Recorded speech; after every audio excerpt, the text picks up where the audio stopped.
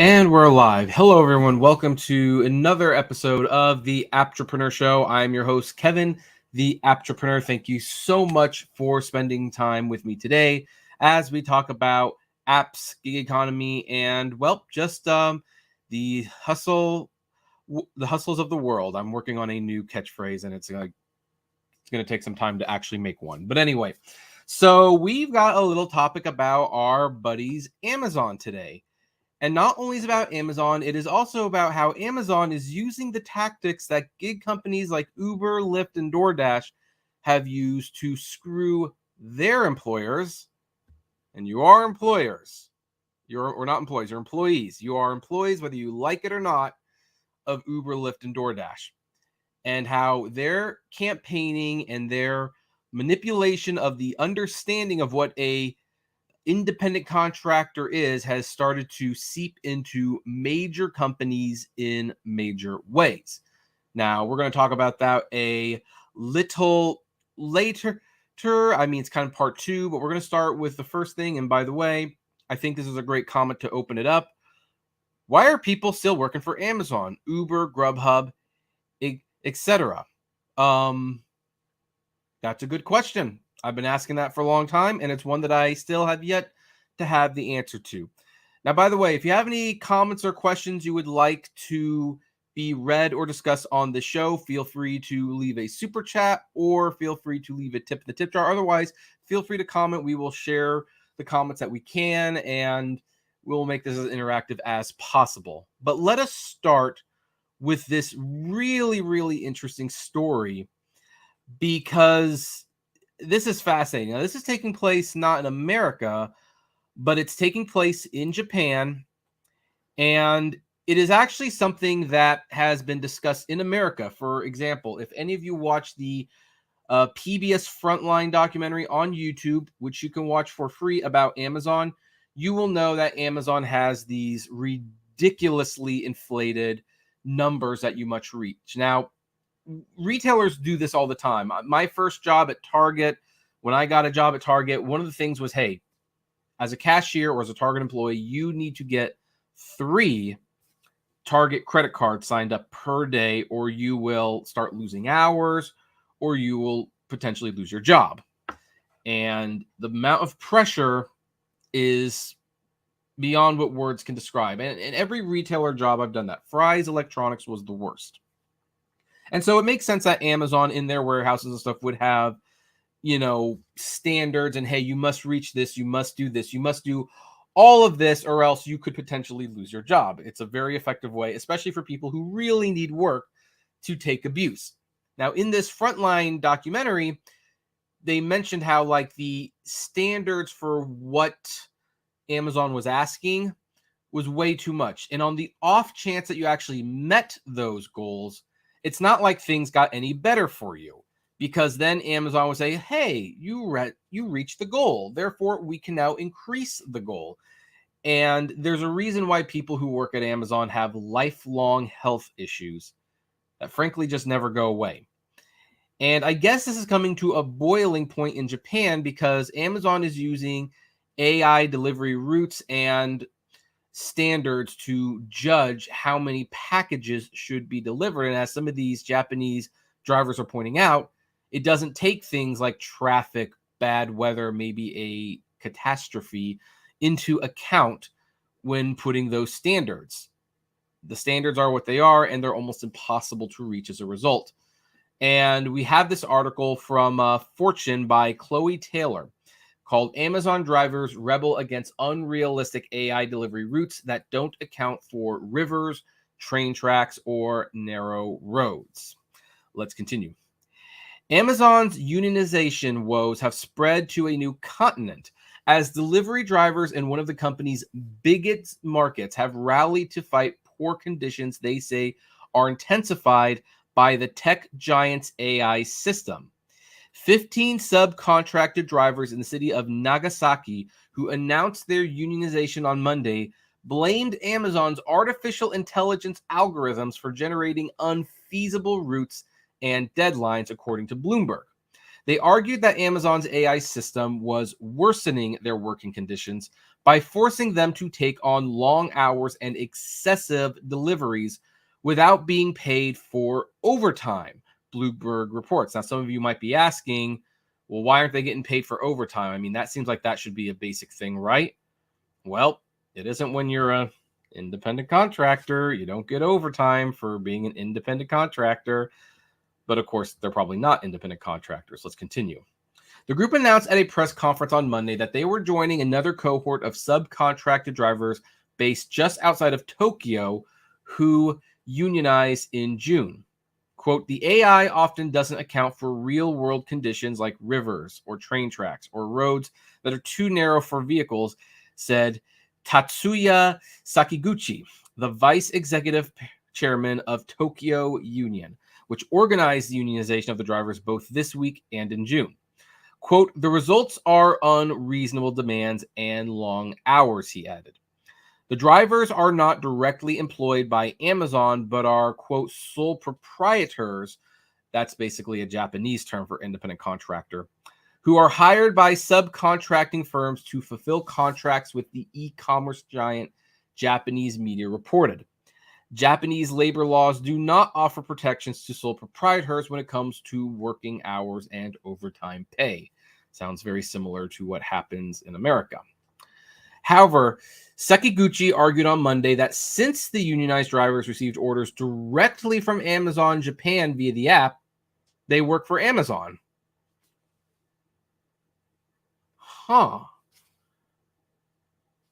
Let's pause this for a second. Let's really think about that statement. The orders are coming from the Amazon app. You're getting paid by Amazon. You are delivering packages from Amazon. Therefore, maybe it kind of makes sense that if Amazon is providing the routes, providing the numbers, providing the payments, and maybe most importantly, providing the orders, maybe Amazon is the employer in this situation if they're so hands-on about everything. You know what's kind of interesting about this? It kind of reminds me of an argument a while ago that was made on a website called Dragon Ball Z Uncensored. And stick with me for a second. You know, Dragon Ball Z. Early tape of Dragon Ball Z. Funimation did this a long time ago. May they rest in peace. They're now Crunchyroll.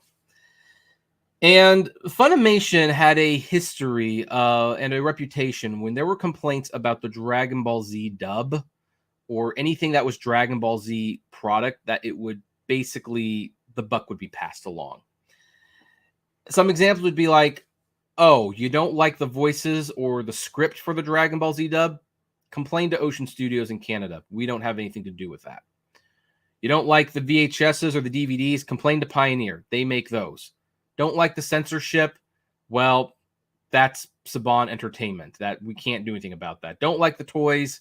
That's Bondi Entertainment. And I remember Chris Saros, who ran the website Dragon Ball Z Uncensored, did say at one point, well, honestly, Funimation, what are you in charge of? Because everything seems to be somebody else's fault, but it's your production and your name's on it. What is it about this release, this franchise, that you actually do? But they wanted to pass the buck along. Now we have Amazon doing in some ways the same thing, only for different reasons. It's like, oh, you know, you don't like you. Oh yeah, we don't. This is not us. Amazon Flex, the Amazon drivers, they don't work for us. They don't take orders from us. They take orders from these people, this company, and then this company gives them those orders based on what Amazon wants. It's a very, very interesting thing, don't you think? It almost sounds a lot like Uber. Kind of like how Uber once made that really weird statement that basically you weren't working for Uber because Bank of America was paying you or some bank. It was really weird. And it's like, but they're getting your money from Uber. I mean, it is literally a classic, you know, switch around thing where it's like, okay, here Uber has the money. They they pay this person, then this person pays you. And so legally, this person's paying you on paper, but really this person is the one paying you. It's very interesting, don't you think? Let's continue. Representatives for Amazon were not immediately available for comment when contacted by Fortune. The union is demanding that Amazon and the subcontracting firm that employs them draw up a new contract for delivery drivers that cuts long working hours, raises daily pay, and provides funding for gas. Quote, partials have significantly increased since about a year ago following the introduction of an artificial intelligence system to manage our delivery destinations, one of the drivers said, according to a local news outlet. I put in more than 12 hours a day. According to Bloomberg, several other driver groups around Japan who were also contracted by third-party firms are in the process of joining the unionization effort. The labor pushback against Amazon in Japan comes as the company continues to struggle with unionization movements in the United States. Unions have seen a resurgence across America in recent years, with labor union approval hitting 71% last month. I have to admit, I'm kind of turning into one of them. I used to not like unions at all. I have to be honest, with the way companies been treating people the last decade, kind of getting in favor with them again. According to Gallup, the highest it's been since 1965. Amazon, like other companies, including Starbucks and Microsoft, have seen its employees unionize to fight for better pay and working conditions. It's really sad when you hear that Microsoft employees are starting to unionize, because you would think Microsoft would be able to pay their employees well. Back in May, AP reported that Amazon had been attempting to quash unionization efforts in New York, distributing anti-union flyers and launching a website that urged its workers to vote no on organization. It came after the tech giant CEO Andy Jassy argued that employees are better off not joining a union. I'm sure he did, because obviously those employees are being treated so well now they can't even take their proper bathroom breaks, and Amazon won't spend money on air conditioning in most of these warehouses. Story was originally featured on Fortune. So basically, the story from Japan is pretty simple. The story is that Japan, and this is what's really fascinating, because Japan is, for lack of a better word, a very pacifist nation. And I don't mean that in a super negative way, but it does cause problems. Japan is all about not ruffling feathers. You get a job, you stick with that job as long as you can. You don't ruffle feathers. Maybe you work your way up, but you do what you're told. You don't complain. If the boss is there, basically, you don't leave the workplace, even if you have no work to do, because it's bad optics to leave before the boss. If you're asked to do something by the boss and you just don't want to do it, then basically you say, okay, and then you just don't do it. It's a very pacifist nation. And in fact, if you are familiar with, again, the anime industry, you will know that it's basically slave labor to make those cartoons. They work super long hours. They get paid less than minimum wage. And basically because nobody wants to socially disrupt anything, because it's just not in Japan's nature, nothing about that industry has changed, even though this has been a widespread problem for decades. And Amazon pushed the buttons to where Japanese employees are speaking out against their working conditions, and they're asking to unionize. Unbelievable, right? Absolutely unbelievable. So I find that especially fascinating. So here's the thing. The solution seems pretty simple. Why don't they just unionize? And by the way, we also see that in America, there's a lot of the same problems. Unrealistic goals, people who can't take bathroom breaks. There was that story about an Amazon driver who asked someone who was delivering package to, do you have a bottle of water? Because Amazon does not provide water, and they don't pay me enough to buy a bottle of water. So yeah, it's very, very sad what happens. But why on earth can't we just unionize? Why can't we go after Amazon? And well, the answer is complicated, but the bottom line is Amazon basically took a page out of Uber and DoorDash's playbook, and they've made it increasingly difficult for people to unionize. And by the way, my buddy Dark Road Run properly predicted this was potentially coming when we were talking about AB5, which I don't have a link to it right now because it's live, but if you want to look at AB5 and look at that long live stream, I think that conversation still holds up to this day. So anyway, this article from GeekWire titled "Why It's So Tough for Labor Unions to Organize Amazon Prime Drivers" is from Todd Bishop. And here's what it has to say. Tooling around in dark blue Prime uniforms and vans, many of the drivers who deliver packages for Amazon might look like employees of the e-commerce giant. And I want to put on a side note here. If you are an independent contractor, you should not be forced to wear their uniform. I'm just putting it out there. But anyway, but in reality, they're employees of independent companies that contract with Amazon to deliver packages through its Delivery Service Partners program. 4 years after the DSP program launched, there are now 3,000 of these delivery companies in 14 countries, delivering 10 million Amazon packages daily and employing 275,000 drivers collectively, Amazon says. As a benchmark, that means drivers for Amazon DSP companies now outnumber the 270,000 members of the National Association of Letter Carriers who work for the U.S. Postal Service. At the current pace, it's easy to imagine the total number of Amazon DSP drivers someday surpassing the 350,000 UPS employees who are members of the Teamsters International Union. On a side note, I just rewatched The Irishman, it was about Jimmy Hoffa and the Teamsters Union. Great movie. Great movie. You haven't seen The Irishman, it's totally worth it. Anyway, perhaps more than a juicy burger at a Labor Day picnic, the prospect of organizing a workforce that big would normally make union leaders salivate.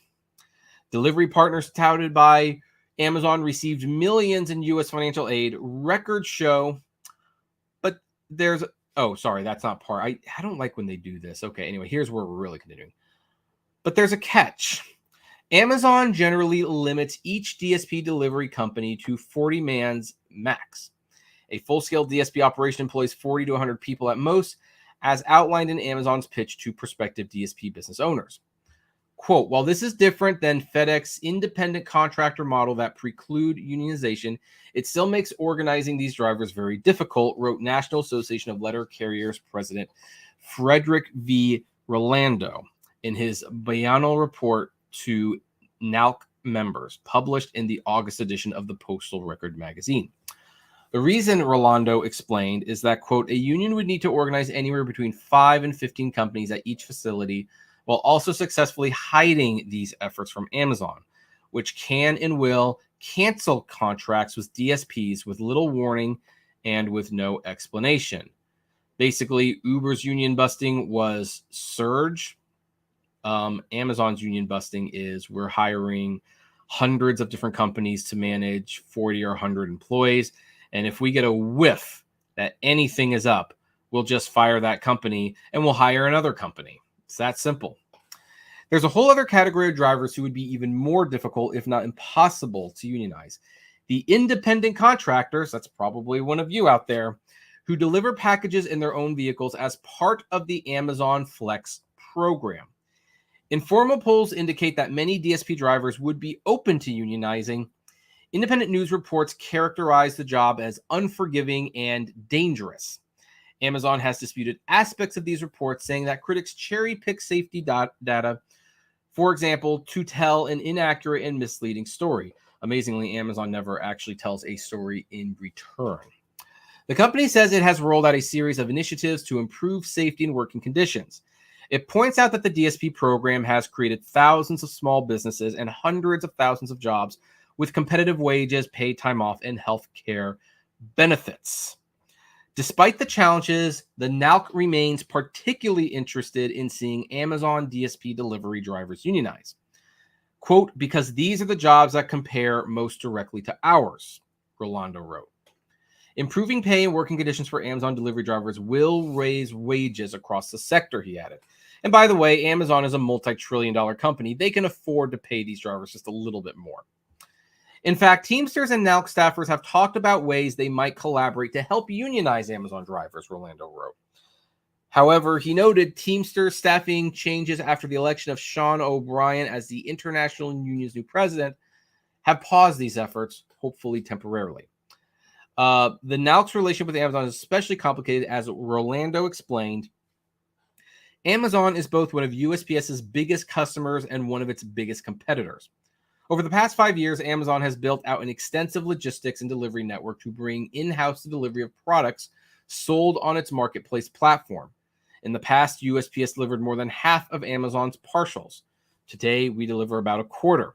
Amazon is projected to ship more packages than both UPS and FedEx by the end of this year. While the volume of parcels that USPS receives from Amazon has remained relatively consistent over this period, Amazon sales have grown spectacularly, particularly during the pandemic, meaning that Amazon increasingly keeps a larger proportion of its delivery business in-house.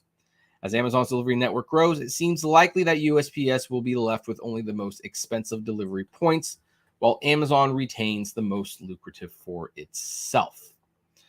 Separately, the NALC supported efforts by the Retail, Wholesale, and Department Store Union to organize Amazon's warehouse in Bessemer, Alabama, or maybe that's Alaska. I don't know where that is, sorry. Including an initiative in which letter carriers visited the homes of Amazon workers there to talk about the benefits of unionizing. The RWDSU didn't succeed in Alabama. Okay, so it's Alabama. But the Amazon Labor Union did win in Staten Island, New York, and it secured a key decision last week from a National Labor Relations Board administrative law judge upholding the vote. However, as Rolando wrote in his NALC report, compared to warehouse workers, organizing Amazon's delivery drivers is much more complicated. O'Brien, the new Teamsters International president, offered one path forward for the labor movement when asked about the possibility of organizing Amazon delivery drivers in an interview last year with GBH News in Boston. We've got to change the laws. We've got to influence these politicians. It's not just Amazon. It's the Ubers. It's the Lyfts. It's the gig economy, where we've got to change these laws to make it certain that we are able to organize these industries. And that's one of the problems. This is where Uber and Lyft's influence has been a major, major bad thing. You know, when we made that episode about AB5, Dark Road Run made the comment like, you know that large companies like retailers are just chomping for an AB5 bill of their own. One that says like, hey, you're not getting paid unless you're actively ringing someone up at the cashier. Can you imagine how horrible that would be if you had to like get the morning shift at Target? You're opening the store at 8 a.m. and you have to be there. I mean, they have to schedule you. Someone needs to open the store. And you clock in, you get to the register, you turn on your light, 2 people show up, you ring them up, and then no one shows up for another hour to 75 minutes. And because you're not ringing someone up, you're not getting paid for that hour or 75 minutes. But you've got to be there. You're scheduled to be there, but this is what they're doing. And that would seem pretty crummy. Like, why should I be here if I'm not getting paid? But Uber and Lyft have kind of shown like, hey, we have people who, you know, even though, especially in DoorDash's case, they've got a block scheduled. They picked a block. They have to be on during this time period, but they're not doing anything. So we're not paying them, even though they have to be there in a way, or they could be deactivated. And they did it under the guise of independent contractors, and it caught on. And you know what? I blame the drivers just as much as I blame the politicians and the media for not properly understanding what was going on. But now Amazon is doing just that. Instead of hiring the drivers themselves, they are hiring multiple little companies, and they're hiring some people directly under the guise of an independent contractor. And it's really weird because the Amazon Flex drivers, that's especially weird thing from what I understand. And maybe I'm a little wrong. So if I'm a little wrong on this, make sure to comment in the live chat. But it seems like Amazon Flex drivers have to use the Amazon branded vans. They have to use their costuming.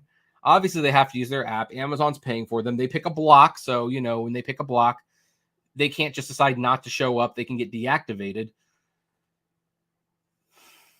I don't know. That sounds like an employee to me. That really sounds like an employee to me. And for the people who aren't doing the Flex program, who still have to do these things, sounds like you work for Amazon. And I think Japan's annoyance with Amazon, like it takes a special, like I said, it takes a special kind of terrible business practice to actually get Japan to sit up and say, this is ridiculous. Enough is enough. We gotta stop this. This just isn't working out. And Amazon managed to press that button. But Amazon's also foolproof themselves to a certain extent that, hey, this is how it's just going to be. And we can avoid the unionization efforts. We can avoid all of this. So it is very interesting to see that people are starting to really understand not only what Amazon is doing, but basically how they let the gig economy screw themselves. And some of you people who are here who are saying, well, I want to be an independent contractor, I don't want to be an employee, you're screwing yourselves and you're also fooling yourselves. Because except for the rare case now where in some cases you can clock on and on wherever you want. I've made this case before. You're not determining your wages. You're not selecting your clients. You're not even selecting whether or not you get a fair hearing when you get deactivated. You are an employee in every way possible. And Amazon has taken it one step further, and they're taking it one step further because they're Amazon and they know that they can fight it a little bit. But that doesn't mean that they should, and it doesn't mean we should let them. It's going to be very interesting to see what happens with Japan and Amazon and whether or not Japan can actually get Amazon, or not get, but maybe force their hands to bring some of this AI stuff under control. Because you know what? If you're an independent contractor, you should not be given quotas. You should not be given shifts. You should not be forced to work overtime. You should not be forced to wear their uniforms. You should not be forced to do any of it. And that is my opinion. Thank you so much for watching. By the way, the link to that PBS special will be shared in the description when this live stream ends. And I might even add a card up above so you can watch that. It's a terrifying documentary. PBS did a wonderful job. I also want to point out that that's a fact, Jack. And by the way, I find your profile picture very interesting. I don't know if that's supposed to be ironic or not. If it's a joke, I don't agree with it, but I will say it's funny. Anyway, he said, I watched something on YouTube and learned that their work environment is set up the way on purpose to keep people from getting comfortable. Amazon doesn't want unions. Well, most companies don't want unions because it means they might have to pay their employees more. It means they might have to give benefits. It means that they can't fire them arbitrarily. Look, I've always not been a huge fan of unions. Unions typically cause things to go up in price. It ties the employer's hands so that they maybe can't get rid of bad employees as easily. There are downsides to unions. But, when I'm hearing that Starbucks, with their millions upon millions, maybe billions of dollars, would rather shut down a couple of stores rather than pay their employees $4 more an hour, I'm starting to side more with unions these days. Anyway, John Morey says, use a carrot to people to do better. It's good, but you have to give them the freaking carrot, and that's usually like a chunk of cash. But don't expect people to hit the same levels every single day. I agree. Now, I shared this earlier, but I'm going to read it. The owner of a McDonald's franchise has to follow a lot of McDonald's rules to the letter, but that does not make that owner an employee. Well, that is a very different circumstance, though. Here's why that's different. And this is a dirty little secret about McDonald's. You might not realize this. McDonald's is not in the burger business. They really are not. They are in the real estate business. McDonald's makes relatively little money on their food compared to the franchise licenses, the franchise land fees, the equipment that needs to be bought to make the burgers, the salads, the ice cream. See, before, what McDonald's is now is they will lease you a McDonald's. Yes, by the law, you're allowed to do what you want with that McDonald's. You can serve chicken at McDonald's if you want to. If you want to decide, hey, I'm going to make chicken tenders and sell them at McDonald's, in theory, you should be allowed to do that. But here's the problem. McDonald's is not only licensing you the franchise, but the store that your franchise is on, they own that land. So they are also your landlords. And the condition for the landlord, in this case McDonald's, renewing your lease so that that franchisee license is actually worth something, is that you follow their rules. Otherwise, they will not renew your land lease. And then it doesn't matter that you're a franchisee and you have the right to run a McDonald's because you have no store. And obviously you can't go to another store and you can't build your own property because that's like how much money? It's McDonald's has made it so that you have to pay for their land, you have to buy their proprietary equipment. That's why McDonald's franchisees have to listen to McDonald's. But again, it's a little different, especially for Uber and Lyft. You know what? There's very clear laws that say what makes you an employee and what makes you not an employee. Once you start saying you have to start wearing these costumes, you have to start showing up this time, we determine your pay, we determine your clients. Doesn't seem like you're independent at that point. So anyway, let's see here. Yo, what's up, Kevin? It's me, Journey with Jordan. Well, hi, Journey with Jordan. I see you have changed your name. Welcome back. It's always fun to see you. And yeah, so that is where we are going to end this episode, seeing as how there are no questions or anything. But thank you so much for joining me. I would like to know what you think about this whole situation. Do you think Japan's going to actually be able to get Amazon to come down a little bit? Do you think they'll be able to basically get these AI things taken away and get their employees better working conditions? I would love to know. Comment below, like, favorite, share, subscribe. And as always, flame responsibly. Have a good one.